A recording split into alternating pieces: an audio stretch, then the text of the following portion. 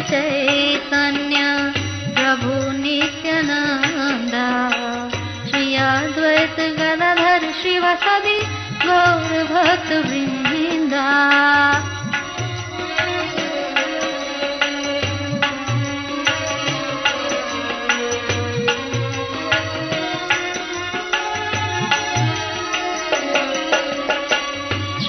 कृष्ण चैतन्य प्रभु नित्यानंद श्री अद्वैत गदाधर शिवासादि गौर भक्त वृंदा।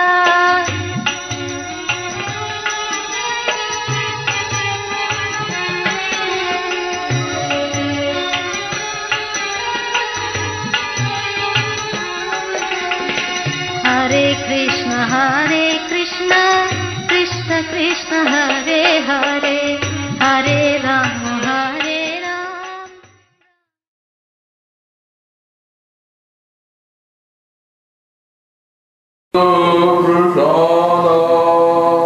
भगवत प्रसादो जसा प्रसादान्नपति कुतोऽपि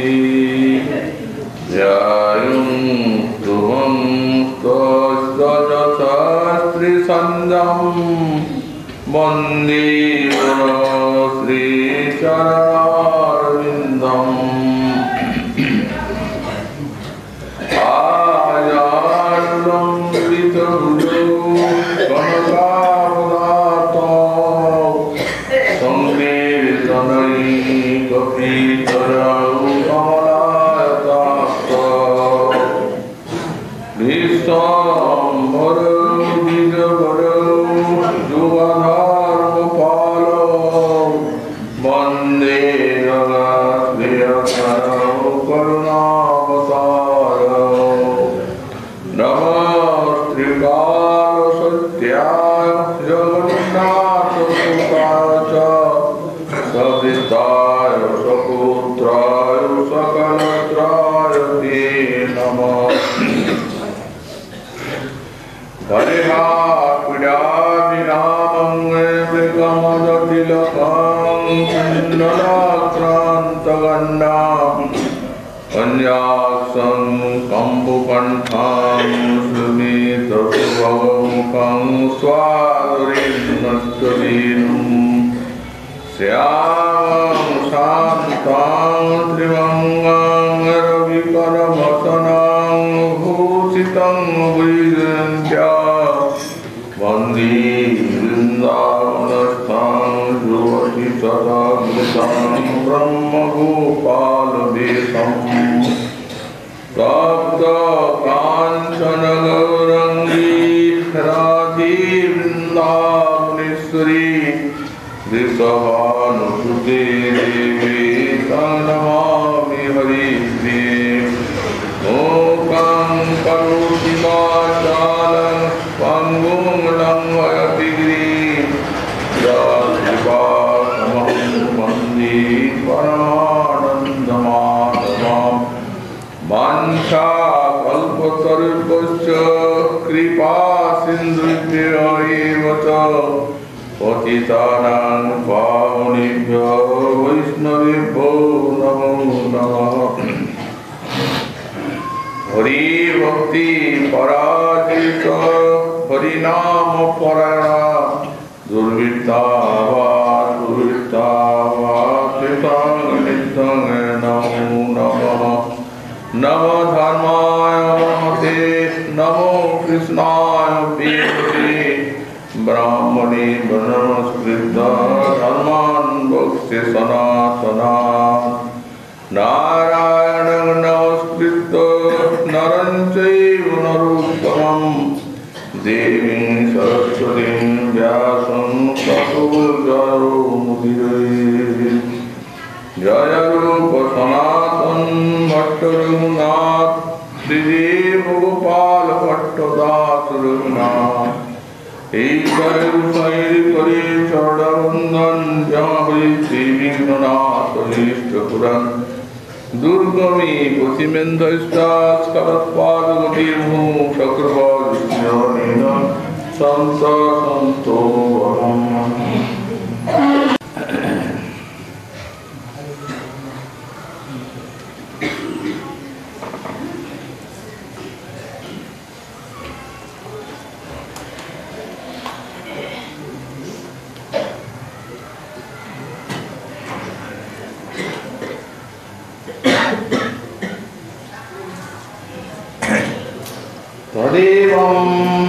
अनन्य भक्त्याधिकारे हेतुं श्रद्धा मात्रमुक्त्वा स यथा भजे तथा शिक्षति।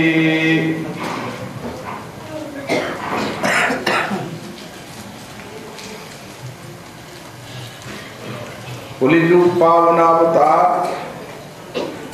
श्री श्री गौरांग महाप्रभु परम अंतरंग पार्षद गौड़ीय विष्णवाचार्य वर्ग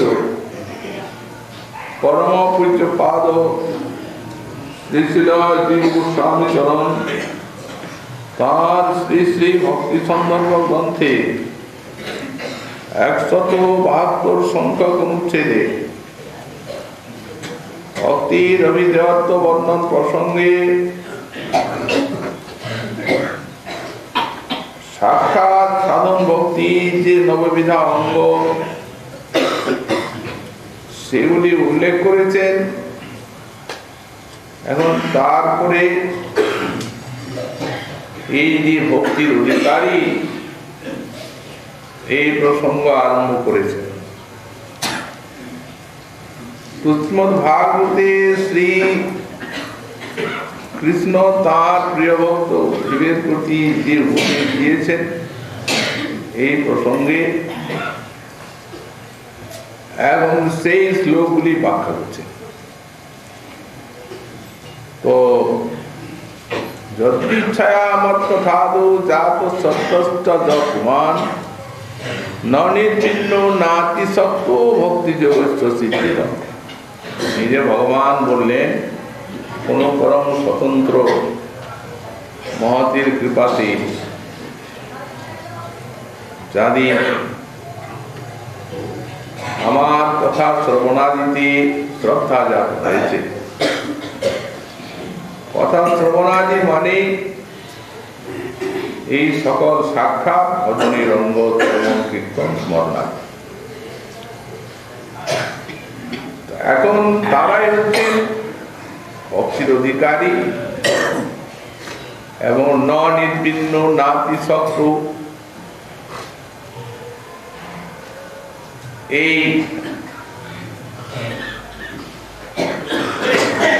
সংসারী যে বিষয় ভোগাদি তাতে অতি বিরক্ত নন এবং আসক্ত। এই রূপ যে অধিকারী তারই কথা বিশ্লেষণ করেছেন। পরে আবার ভগবান যে জাত শ্রদ্ধ মত কথাসু নির্বিন্ন সর্বকর্মসু বেদ দুঃখাত্মকান কামান পরিত্যাগী পরিশ্রম। এখন নির্বিন্ন নাতি তত্ত্বটা কি প্রকার বিশ্লেষণ করছে। আসলে যখন আমার কথায় শ্রদ্ধা হয়ে তখন সে তার কর্মে নির্বেদ এসেই গেছে। নির্বেদ মানে এখানে নির্বিন্ন বলতে উদ্বিগ্ন, অর্থাৎ বিষয়ে তিনি উদ্বিগ্ন হয়ে গেছেন। যেহেতু উনি বুঝে নিয়েছেন শাস্ত্র শ্রবণ এবং সৎসঙ্গের ফলে যে যে জগতের সমস্ত বিষয় ভোগ এর দুঃখ এর দুঃখ ফল দুঃখ ছাড়া কিছু। কিন্তু এখন পরিত্যাগ করতেও সমর্থ নন সমাবস্থায়। তাই উনি তো বুঝে নিয়েছেন যে এর ফল দুঃখ, উদর্ক ফলে দুঃখ, শেষ ফলে এটি জেনে আর ওই গর্হায়ন মানে নিন্দা করতে করতে ভোগ। আসক্তি নাই, অনাসক্ত ভাবে ভোগ করছেন, আসলে ওটা ত্যাগই হয়ে যাচ্ছে। তো বলছেন তদেবং অনন্য ভক্তি অধিকারে হেতু শ্রদ্ধা মাত্র। মাঝখানে একটা প্রশ্ন উঠালেন, কারো সংশয় হতে পারে যে শ্রদ্ধা যখন বলা হচ্ছে একমাত্র এই ভক্তির অধিকার আনন্দ করে, তখন আবার এই ভক্তিকে নিরপেক্ষ কেন বলে? এই তো শ্রদ্ধার অপেক্ষা।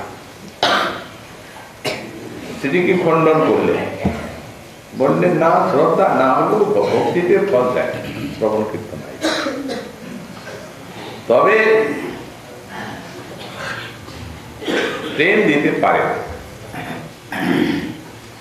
এই অনন্য ভক্তি আশ্রয়ে প্রেম লাভ হয়,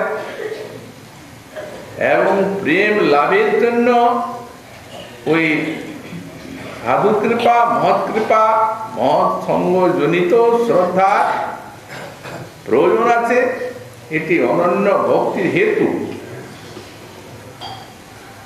কিন্তু এটি অনন্য ভক্তি যে নিরপেক্ষ, এর সেই রূপ কোন অপেক্ষা নাই, সেটি দেখা যায়। তো অনন্য ভক্তি অধিকারে শ্রদ্ধা এটি একটি হেতু। শ্রদ্ধা মাত্র উক্তা যথা বোধে তথা শিষ্যরতি। ভগবানের পরে সেই ভক্ত যেভাবে ভোজন করবেন সেইটি শিক্ষা দিচ্ছেন। কি বলছেন? বলছেন শ্রদ্ধালু দৃঢ় নিশ্চয়। তো সশ্রদ্ধালু বিশ্বাসবান, শ্রদ্ধা বলতেই বিশ্বাস। শ্রদ্ধালু বিশ্বাসবান প্রীত তত ভজে তমাং প্রীত। শ্রদ্ধালু দৃঢ় নিশ্চয়। এখানে বলছেন শ্রদ্ধালু বিশ্বাসবান প্রীত যাতায়াং রুচা পাচত্ব নিশ্চয় সাধন ব্যবসায় অঙ্গ রহিতস্থ মহৎসঙ্গ হয়েছে। আগের কথা শুনেছে, তার ফলে তো এই দৃঢ় বিশ্বাসটি এলো, যাকে শ্রদ্ধা বলে সংজ্ঞা দিলেন গোস্বামী পাদ, যে ভগবানের ভজন ব্যতি রেখে আমার প্রকৃত মঙ্গল লাভের আর অন্য কোনো উপায় নেই। এই দৃষ্টান্ত এসে গেছে। মহৎ কৃপা এবং সাধু মুখে হরিকথা শ্রবণের পর। তো বলছেন এই জন্যই যখন সেই দৃষ্টান্তে জাত হয়েছে, তখন তিনি প্রীত, সেই বিশ্বাস নিয়েই তিনি সুখী, নিশ্চিন্ত আনন্দ। যাতায়াং কি জন্য আনন্দিত? বললেন যাতায়াং রুচা বাসত্ব দৃঢ় নিশ্চয়। এখন তো অনর্থের ভিতরে আছে, কিন্তু উনি দৃঢ় নিশ্চয় করে নিয়েছেন আদৌকে অভিজ্ঞতা দ্বারা, যে ভজনের দ্বারাই আমার অনর্থ নিবৃত্ত হবে। রুচি আসক্তি, নিষ্ঠা রুচি আসক্তি ভাব প্রেম যাত্রা, সে বিশ্বাস দেখা গেছে। অতএব সাধন অধ্যবসায় ভঙ্গ রহিত, এই যে ভজনের অধ্যবসায়, বিষয়ে মনটা যাচ্ছে, আসক্তি না, ভোগ করছেন বাধ্য হয়ে নিন্দা করছেন, কিন্তু তাতে যে তার এই ভজন অধ্যবসায়টা নাশ হয়ে যাবে তা জীবনেই ভজন ছাড়। কিন্তু দৃঢ় নিশ্চয় হয়ে গেছে, আমার সংসার থাক, সংসার যায়, অপরাধ হোক, নরকে যায়, ভজন ছাড়, এটা তো এসেই গেছে।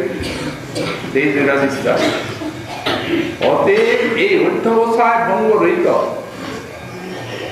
ভজনই কোনরূপ নৈরাশ্য বা অধ্যবসায় তার আসতে পারবে না।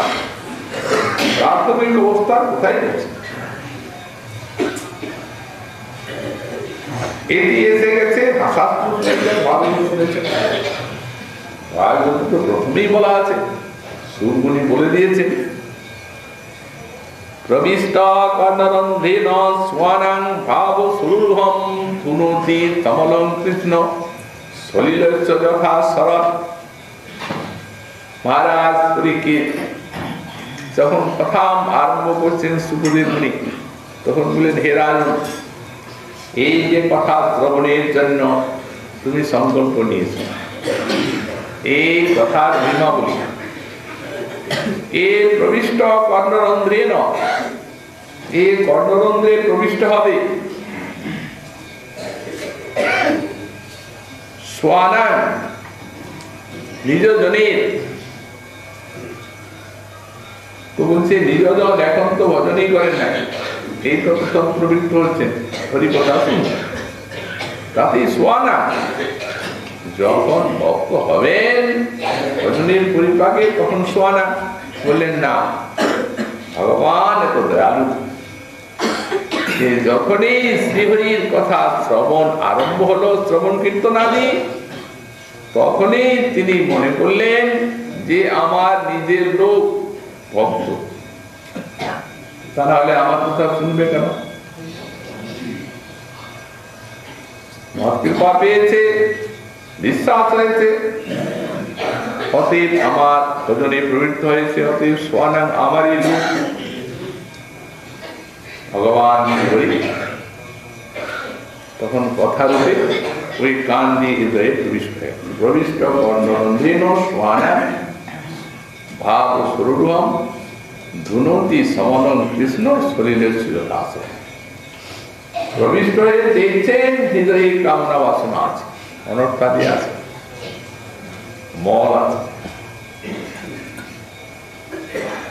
তো বললেন সেই মলকে দূরীভূত করা এ তার নিজেরই কাজ, ওই কথাই করবেন। যেহেতু কথারূপে প্রবিষ্ট হয়েছেন এবং প্রথমে এই অনর্থাদি মল না গেলে তো সেখানে নিষ্ঠা রুচি আসক্তি ভজনে যেতে হবে না, তাই প্রথমে সেই মলকে প্রক্ষালন করছেন, দৃষ্টান্ত দিচ্ছেন শরীরের কথা সব শুনেছেন না, বিশ্বাস অধ্যবসায় ছাড়বেন কি করে? শরীরের যথাশরৎ মানে যেমন বর্ষার পঙ্কিল জল, নদ নদী ইত্যাদি, যখন শরৎকাল এলো নদ নদী সরোবরের জল নির্মল হয়ে গেল, কেবল ঋতুর গুণে হল বর্তমানটা চলে ঋতুর। এইখানে আমাদের শ্রী স্বামী টিকাতে লিখেছেন যে তপস্যা, জ্ঞান, যোগ এগুলির থেকে এই শ্রবণ কীর্তন যে ভজন ভগবানের এইটাই পার্থক্য। এইখানে দৃষ্টান্ত দিচ্ছেন শরীরের যথাশরৎ হরি কোথায় করবেন, হরিনাম শ্রবণ কীর্তনের তার। আর ওরা যে সাধনা করছে যম, নিয়ম, আসন, প্রাণায়াম, ধ্যান, ধারণা, সমাধি, চিত্তমল দূর করবে প্রকৃত ব্রহ্ম পরমাত্মা। এই জন্য তো আগে চিত্তমল দূরীভূত করবার জন্য আরম্ভ করেছে যোগী, আর জ্ঞানী সম, দম, বৈরাগ্য, জ্ঞান, তিতিক্ষা ইত্যাদি। তো শ্রীধর স্বামী পাদ বললেন তাদের সাধনাটা কি প্রকার মল শোধন বিষয়ে বললেন। দেখুন, এই গঙ্গারই জল, এই নদীরই জল আর পুষ্করিণীরই জল, বর্ষার যে খোলা জল, সেই খোলা জলকে যদি একটা কুম্ভে এনে রাখা যায়, আর যেমন ওটাকে শোধন করবার জন্য ফিটকারি আছে ইত্যাদি আছে, হয়তো দিল কিছু সংযোগ,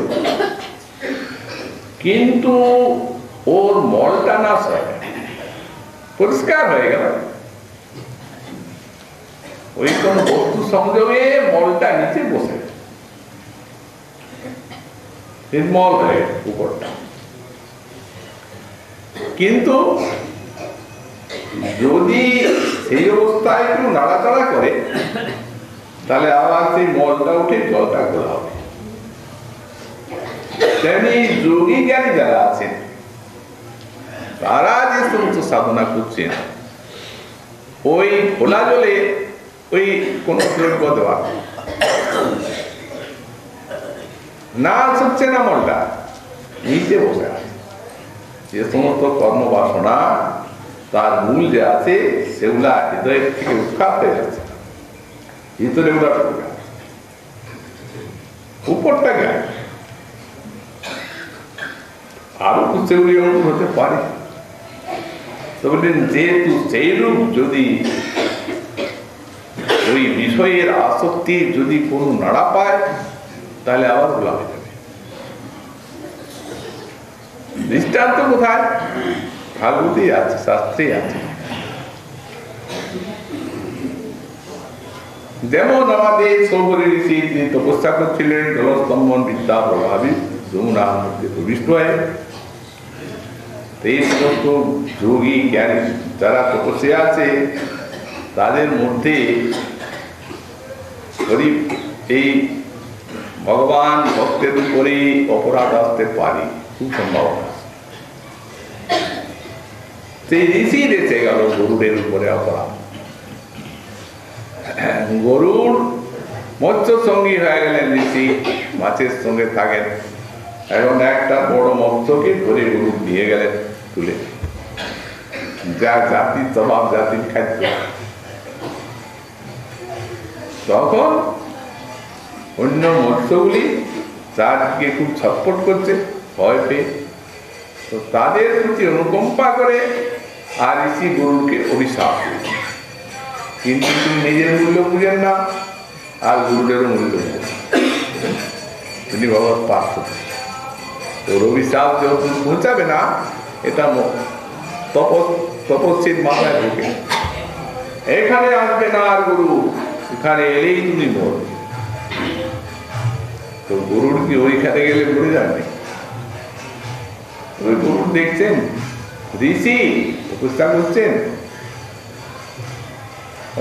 তার কথাটা আমার অবজ্ঞা করার দরকার, যেমন উনি আসেন না, কিন্তু অপরাধ হয়ে গেল।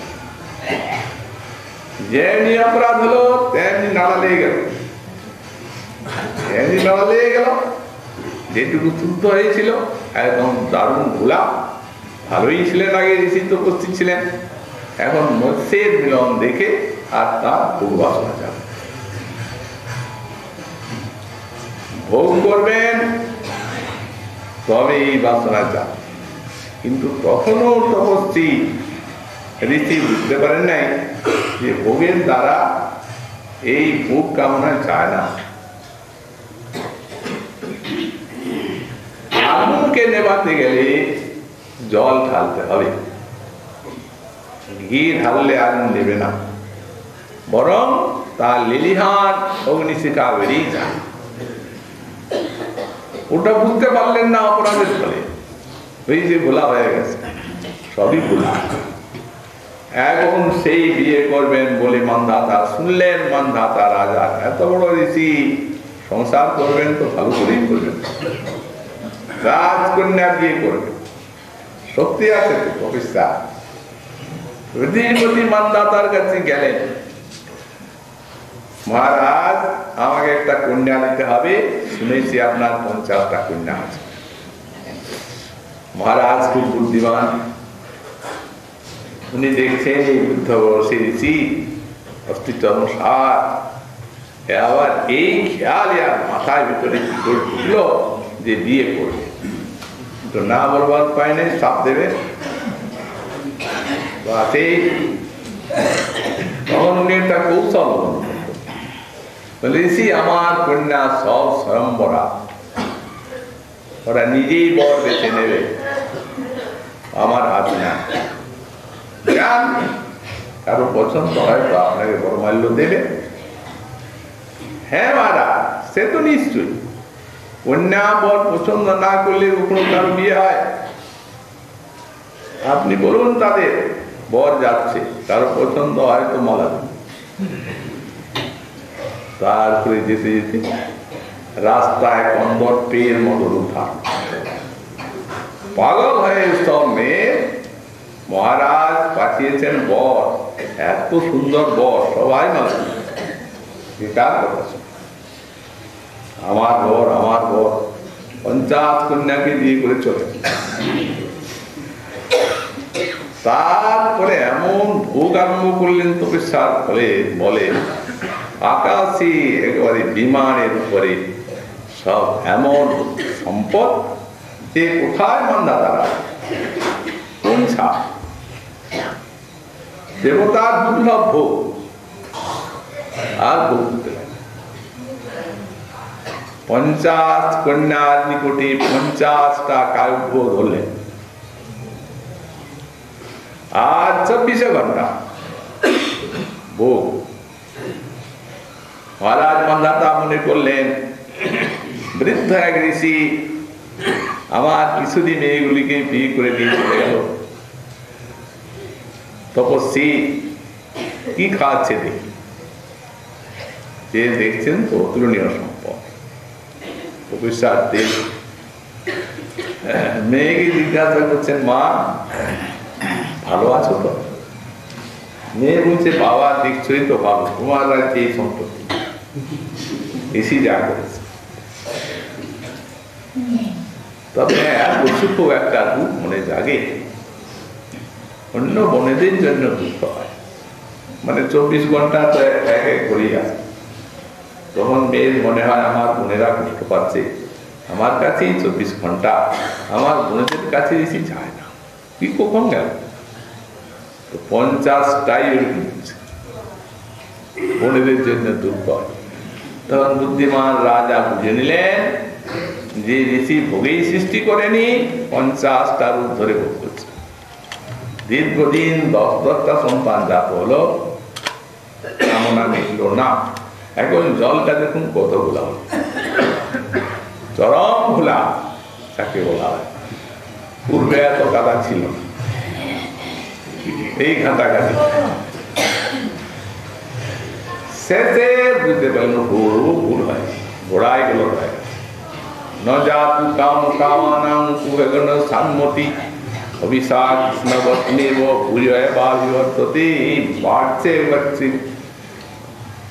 আগুন লেলিহান অগ্নিষ্কার ভোগে হবে না, তখন ত্যাগ করলেন। পক্ষান্তরে রামচন্দ্র খান লক্ষ্য রাগে পাঠিয়েছিল ওই হরিদাস ঠাকুরের যে নিকটে তার বাধা বিঘ্ন ঘটায়। বলছেন শরৎকালের জল যেটা পুষ্কার হয়ে গেল সেটা গোলা হবে, নাড়লেও গোলা হবে। যদি কেউ নাড়াইতে চায় তো তার হাতটাই সেটা পুষ্কার হবে, এটা গোলা হওয়ার কোনো সম্ভাবনা নেই। তো এই লক্ষ্য এরা গেল নাড়া দিতে রামচন্দ্র খানের কথায়। একদিন, 2 দিন, 3 দিন পরিষ্কার।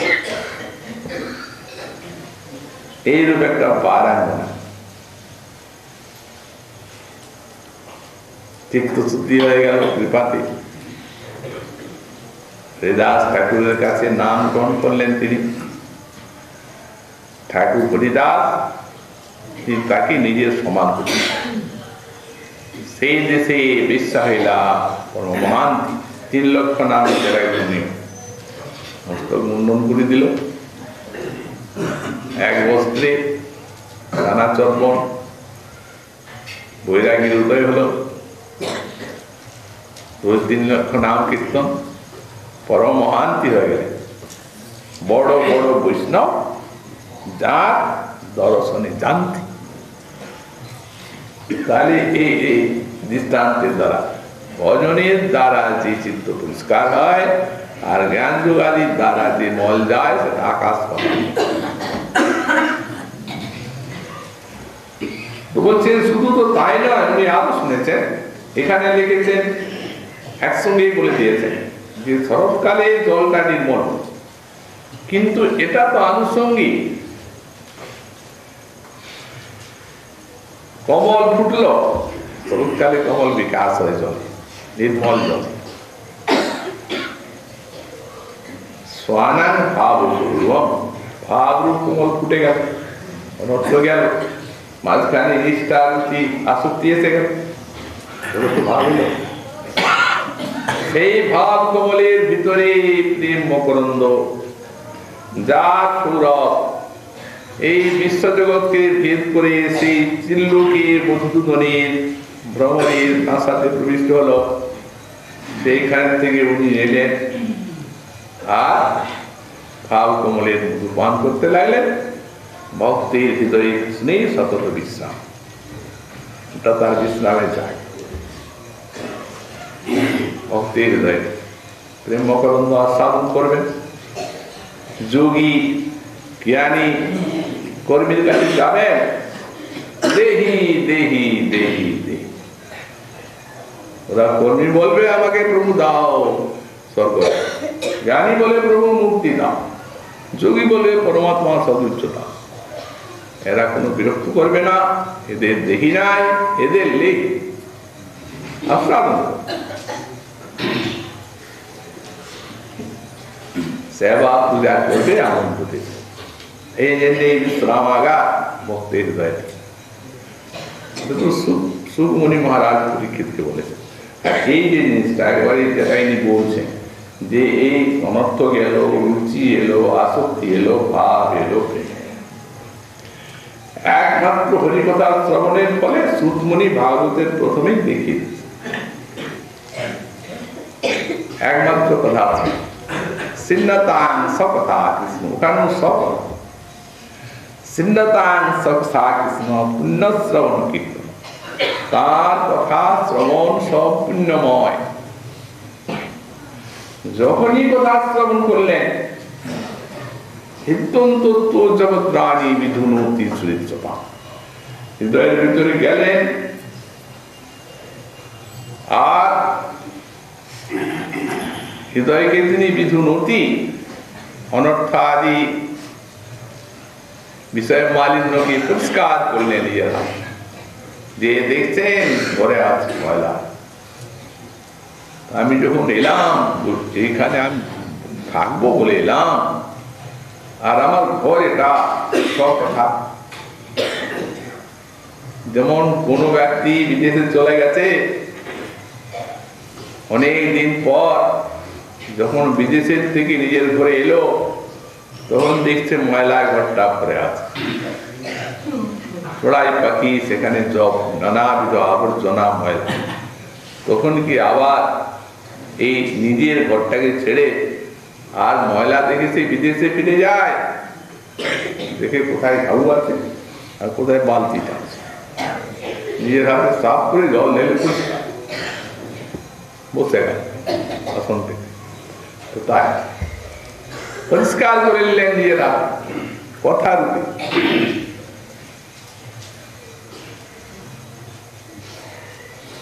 পুণ্যশ্রবণ কীর্তন হৃদয়গ্রস্ত হি অভদ্রাণী বিধুনতি, অভদ্রাণী বিষয় বাসনা অমঙ্গল নাশ হয়ে গেল। তারপরে স্তরটা বলছেন নষ্টপ্রায় সুহৃদ, যখন সেই বিষয় বাসনা নষ্ট প্রায় হয়ে গেল, সম্যক গেল না।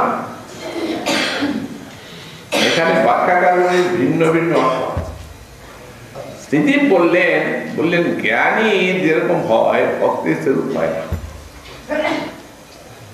কারণ ভগবান করুণা করে এই কিছু কিছু রেখে দেন, তা না হলে ওই দৈন্যটা না হয়।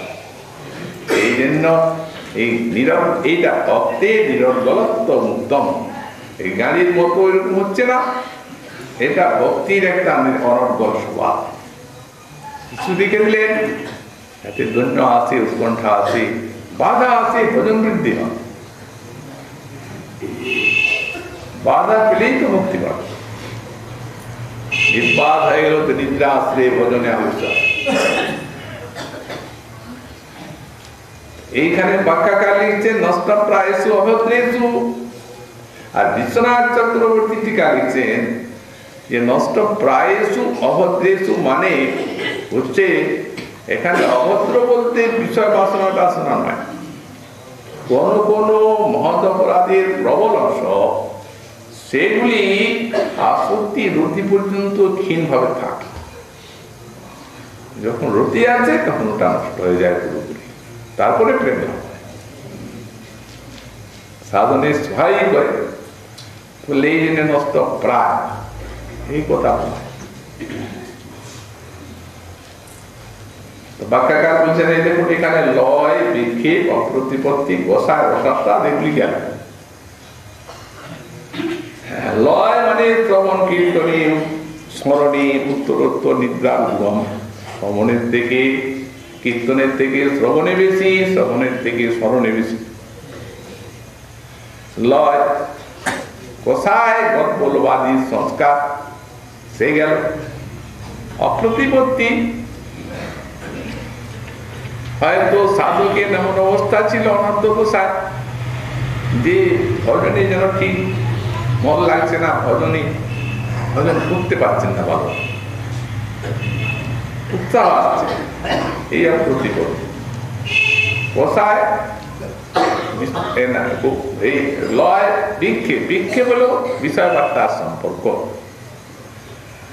বিষয় বার্তার সম্পর্ক ভজন কালে বিষয় বার্তা চলছে, নাম চলছে, এইটা একটা অনর্থ সেটাকে। আচ্ছা, তারপরে লয় বিক্ষেপ অপ্রতিপত্তি, ওই ভজনী শৈথিল্য তাকে বলা হয়। শৈথিল্য গেল। কথায় এই গর্বলোভাদী সংস্কার এগুলি গেল। রসাস্বাদ ভজনকালী বিষয় সুখের উদাহরণ, এগুলি না আসে। তষ্টপ্রায়সু নিত্যং ভাগবত সেবায়, গিয়ে ভক্ত ভাগবত আর গ্রন্থ ভাগবতের সেবা চলছে। ভক্তের মুখে হরিকথা আছে। ভগবান উত্তম শ্লোকে ভক্তির ভগবতী নৈষ্ঠিকী, উত্তম শ্লোক ভগবানই নিষ্ঠা আছে। এখন অর্থ গেল যে কথা ইনি বলছেন, উনি জানেন যে এই জন্য ওনার হৃদয় আনন্দ আছে। ভাগবতে শুনেছেন যে আনন্দ এতেই যাবে, অন্য সাধনার দরকার। তার রুচি আসবে, তার প্রাসতি আসবে, এই দৃঢ় নিশ্চয়। এই কথাভাবে ব্যাখ্যা করছেন। একবার তো বিশ্বনাথ চক্রবর্তী বা দৃঢ় নিশ্চয় শব্দের ব্যাখ্যা করলেন যে আমার সংসার হোক, নরক হোক, অপরাধ হোক, ভজন ছাড়বো না। আর ইনি বলছেন ওই দৃঢ় নিশ্চয়, কারণ বিশ্বাস আছে ওই কথায় সব। তো বলছেন এইখানে নিষ্ঠা এসে গেল, ভগবানের ভজনে তখন একটা নৈশ্চল্য এসে গেল মনে।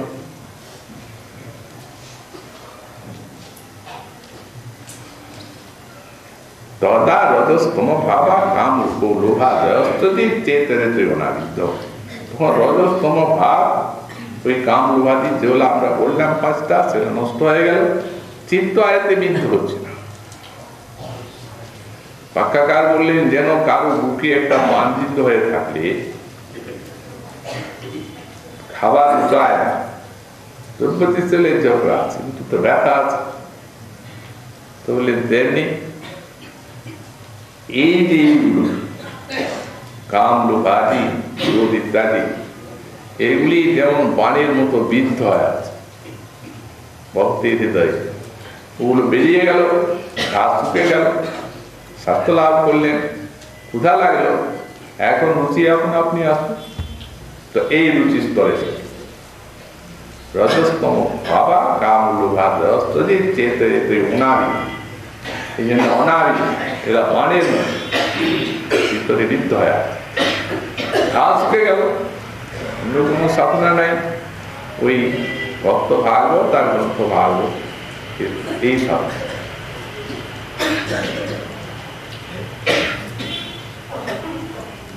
রুচি এসে গেল। যেহেতু এত অনাবিদ্যম স্থিতম সত্যি পরিদ্ধতি, আসক্তি এসে গেল। আসক্তি না এলে চিত্তে প্রসন্নতা এবং প্রসন্ন মনসু ভগবত ভক্তি যুগত, সম্পূর্ণরূপে প্রসন্ন হলো, এই রূপে এসে গেল ভগবত ভক্তি সাধনার দ্বারে।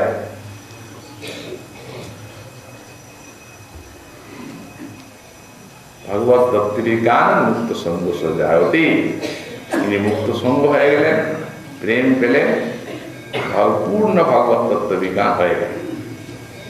ভিত্ততে হৃদয় গ্রন্থি সিদ্ধন্তি সর্বসংশয়া, হৃদয় গ্রন্থি ভেদ হয়ে গেল, সব সমস্ত নাশ হয়ে গেল। কিয়ন্তে চাষ্য কর্মাণি তস্মিন দৃষ্টে পড়াও, সব কর্মাদি ক্ষয় হয়ে গেল, ভগবানের দর্শন লাভ করে। বিশ্বনাথ চক্রবর্তী পাখি 3 লোকের পাখায় এবারে 14টা স্তর দিকে সব একমাত্র পদার্থমন্দির নাম আলোচনা।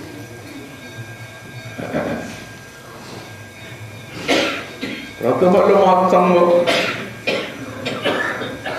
তারপর হল মৎকৃপা, তারপর হল শ্রদ্ধা, তারপরে গুরুপাদাশ্রয়,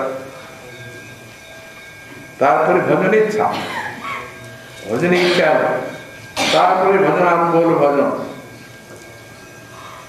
তারপর অনুত্থ নাশ হয়ে গেল, নিষ্ঠা এলো, রুচি এলো, আসক্তি এলো, ভাব এলো, প্রেম, ভগবত সাক্ষাৎকার হলো। শেষটা দিয়েছেন ভগবত মাধুর্য অনুভব, মানে মাধুর্য অনুভব পর্যন্ত এই একই সাধনায়। এই বিষয় কিন্তু আর তার খুব শ্রদ্ধা এসে গেছে, বিশ্বাস যে এটা আমার হবেই, সাধুকে শুনেছি, ভাগবতের লেখা, এতে উন্নত হওয়া যবে হোক হবে এই নিশ্চিত। আমার কামনা বাসনা অপরাধের তারতম্য অনুসারে একটু সময় লাগতে পারে, তাতে কি হবে, হবে ইতি দৃঢ়নিষ্ঠ সন। অতএব অধ্যবসায় ভঙ্গ রহিত ভজনে অধ্যবসায় যাবে, ওটা নাশ হয়ে গেল। সহসা তত্ত্বম অসমর্থ, ওটা হয়তো সহসা ছাড়তে পারছেন না, তিনি সংসারী তত্ত্ব ছাড়তে পারছেন না, কিন্তু কামান সহসা তত্ত্ব অসমর্থতা, সহসা ত্যাগ করতে পারছেন না তার কামকে, কাম্য বস্তুকে, দুঃসমান সেবা করছেন, কিন্তু গর্হয়ন নিন্দা করতে করতে সেবা করছেন, এটা ত্যাগী। যখন নিন্দা এসে গেছে আসক্তি করতে না, বাস্তবিক ভজন এসে, তো এই জন্য গর্হণী হেতু দুঃখ উদকান শোকাদি কৃত উত্তর ফলান।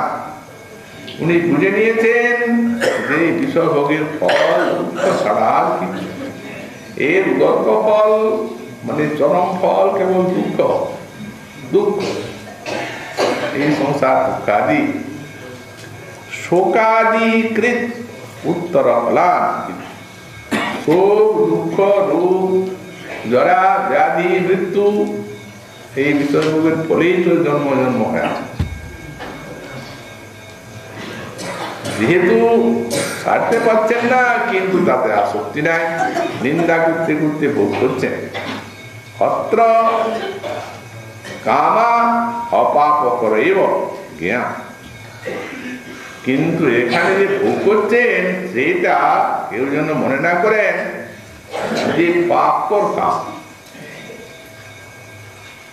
অর্থাৎ এই যে শাস্ত্র নিষিদ্ধ এই পরধন পরদার হিংসা বলেন এসব না,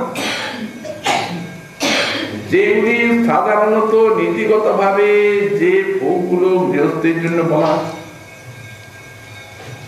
সেইগুলো ভোগ করে যাচ্ছে, অতএব পাপ কর, এই পাপ কর কিন্তু নয় সেটা, এইটা জানতে হবে। শাস্ত্রে কথঞ্চিত অন্যান্য বিধান জগা, শাস্ত্রে এই যে সমস্ত নিষিদ্ধ কর্মের যা শাস্ত্র নিষিদ্ধ আছে, এই কর্মের বিধান কারোর জন্য দেন না, দিয়েছেন কর্মীর জন্য, না জ্ঞানীর জন্য, না যোগীর জন্য, আর ভক্তির জন্য তো নাই। যে কোনো সেবা সাধনার পথকে অবলম্বন করুন, কর্মী হন, জ্ঞানী হন, যোগী হন, এই পাপ কর্মের কোন প্রশ্রয় দেওয়া হয়, অপাপ শাস্ত্রবিহীন, শাস্ত্র নিষিদ্ধ কর্ম নয়। এই জন্য দৃষ্টান্ত দিচ্ছেন যে পরপত্নী পরদ্রব্য পরহিংসাচু মতিম নৌকরতি পুমান ভূপতেন, ভগবান কেশব তার উপরে সন্তুষ্ট হন না, যাদের এই সমস্ত পাপ কর্মে মধ্যে আছে। হিংসা পরধন পরদার ভগবান কোন প্রকারে তার প্রতি সন্তুষ্ট হন না। তো সুতরাং এই শাস্ত্রবাণীও তার জানা আছে। ইতি বিষ্ণু পুরাণ পাক্কাদু কর্মাত্মনা পূর্বম এব তদ নিষেধা। যারা কর্মী কর্ম অর্পণ করছেন তার পূর্বে নিষেধ করা আছে। ভক্তি তো অনেক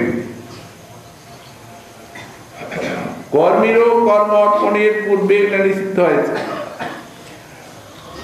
তস্মাৎ নিষ্কাম কর্মনাপি যদ অন্য সমাচরিতি বক্ষমান নিষেধা।